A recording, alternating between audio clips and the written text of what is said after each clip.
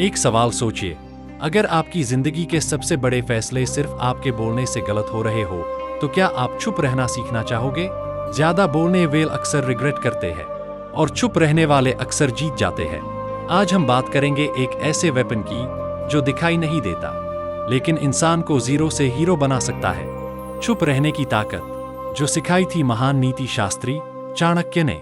Part 1, क्यों चुप रहना सबसे बड़ी पावर है? चाणक्य कहते थे, जिस व्यक्ति को चुप रहना नहीं आता, उससे समझना भी नहीं आता। आज के जमाने में लोग सोचते हैं, जो ज्यादा बोलता है वही स्मार्ट होता है, लेकिन रियलिटी बिल्कुल उल्टा है। सच क्या है? जो कम बोलता है वो ज्यादा ऑब्जर्व करता है, जो ऑब्जर्व करता है वो ज्यादा समझता है, और जो समझता है वही जीतता है।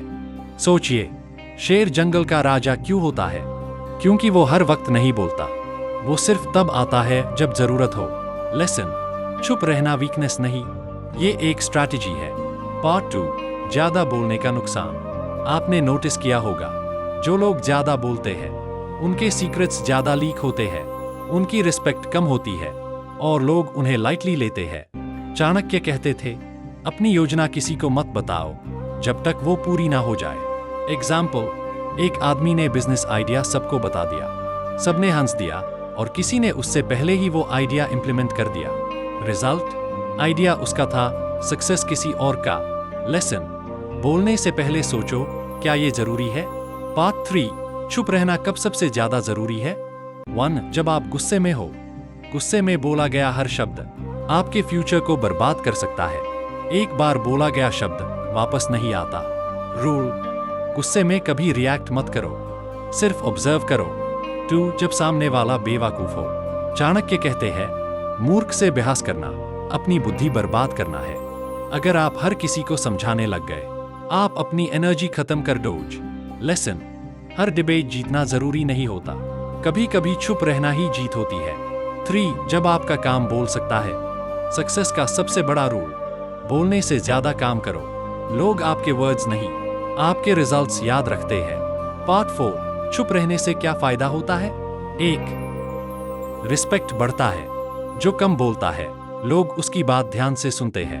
2, कंट्रोल मिलता है, आप सिचुएशन को कंट्रोल कर सकते हो, लोग आपको मैनिपुलेट नहीं कर पाते।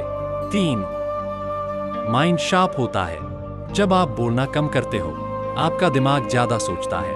पार्ट 5, कब बोलना चाहिए? अब सवाल आता है, क्या हमेशा चुप रहना चाहिए? नहीं, चाणक्य कहते हैं, बोलना भी एक कला है और चुप रहना भी। 1, जब सच बोलना जरूरी हो, अगर आप सच नहीं बोलते तो गलत लोग जीत जाते हैं। 2, जब अपनी इज्जत की बात हो, अगर कोई आपको नीचा दिखाए, वहां चुप रहना गलत है। 3, जब मौका हो अपनी बात रखने का, अपॉर्चुनिटीज चुप रहने वालों को नहीं मिलती, वहां कॉन्फिडेंट बोलना जरूरी है।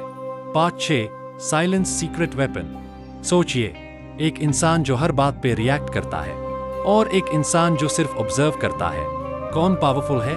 जो कंट्रोल में है वही पावरफुल है। साइलेंस आपको देता है control, clarity, confidence. Part 7, real life story.